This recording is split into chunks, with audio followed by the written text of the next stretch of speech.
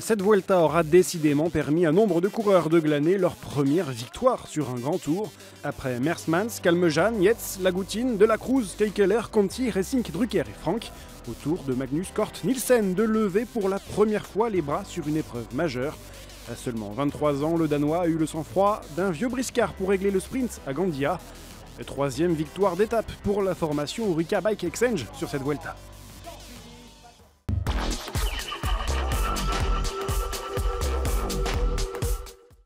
Au lendemain d'un final casse-pattes qui a vu les Cadors finir ensemble, retour au niveau de la mer aujourd'hui avec la deuxième étape la plus longue de cette Vuelta entre Requena et Gandia.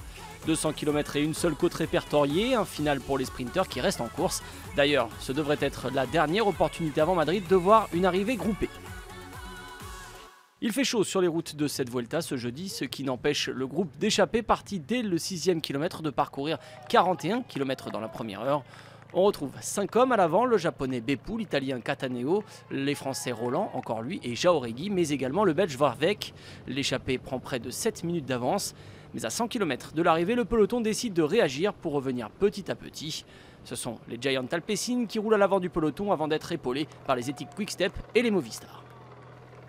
L'écart tombe à environ 2 minutes alors qu'il reste encore 35 km dans cette étape.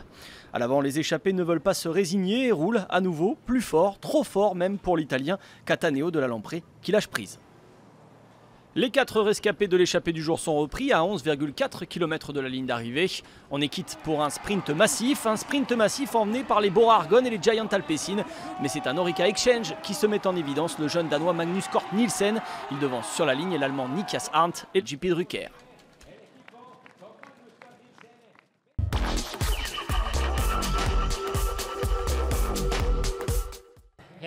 Quand on a un rôle d'équipier comme moi, la mission principale est de garder un œil sur les prétendants à une place au général. Mais ça peut parfois nous arriver de tenter notre chance. Et cette victoire est vraiment fantastique pour moi. Je me suis lancé et ça a été payant. C'est super.